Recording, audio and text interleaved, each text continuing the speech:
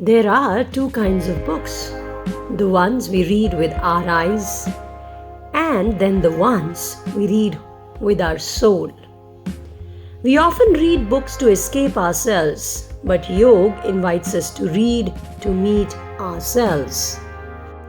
Today we talk about the fourth Niyam, Swadhyaya. It is not just about study, it's about discovery, not of the world outside, but of the universe within. Maharshi Patanjali says, Swadhyayat ishtah devatah samprayogah, which means through self-study arises communion with the divine. We meet the divine. Through Swadhyaya, the study of the sacred texts and the self, one comes into communion with the chosen divine form.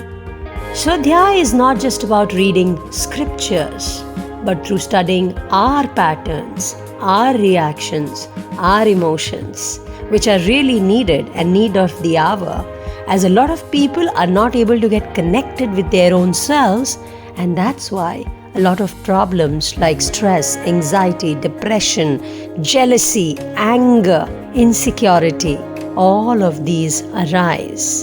So Swadhyaya is a bridge between our daily life and our divine self. Today in the digital world, we know how to scroll endlessly. We can just keep scrolling the notifications, the reels, and whatnot. But do we know how to sit with our own thoughts? We consume thousands of quotes, but do we apply even one? Who am I is a question which keeps coming to us always. But a seeker will not look for it outside. The seeker will try to sit down, try to contemplate, and that's also the major part of Swadhyaya. Today, when we read about success, spirituality, psychology, do we have asked any questions? Like, why do I get triggered? Why do I get emotional upheaval?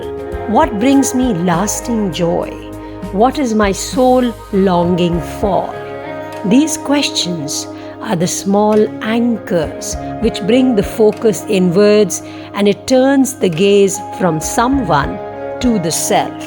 Because today we are getting hassled after looking at others and the outside world, and the connection with our own selves has literally gone to zero.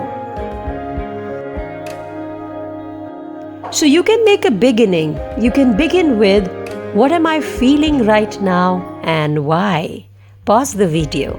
Ask yourself, am I really listening to something which is making sense to me?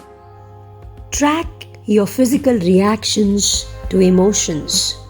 When you feel anger or fear, pause. Try to understand where you feel it. This is about being scientific, about your own discovery of your own self. Your thoughts, you have to try to understand, is this mine or I have inherited it from some outside source? And you have to even understand how your body reacts in different environments. Practice yoga as inquiry, not performance. If you do this, you will see that your connection with your own self will deepen, and you will start getting more inquisitive, and your research on yourself will deepen.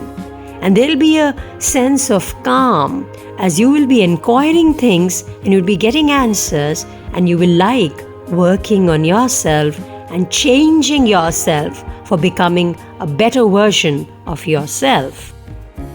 So, next time, don't rush to understand, absorb. Don't rush to react, absorb, reflect, and even write down the truth besides what is happening. And if you're reading scriptures, please try to read one shlok every day. Whichever scripture you want to read, whether it is Yoga Sutras, Bhagavad Gita, or any scripture which you feel is close to your heart, or which is something which you align with yourself.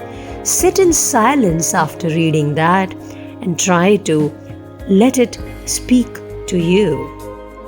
This takes me back to Bhagavad Gita, where Krishna says, Udret atmanah atmanam na atmanam avsaded atmev hi bandhur atmanah atmev ripur atmanah. You are your best friend. You are the best enemy. What do you push to choose? If you want to be your enemy, you will be the best one, because we are doing that to ourselves always, isn't it?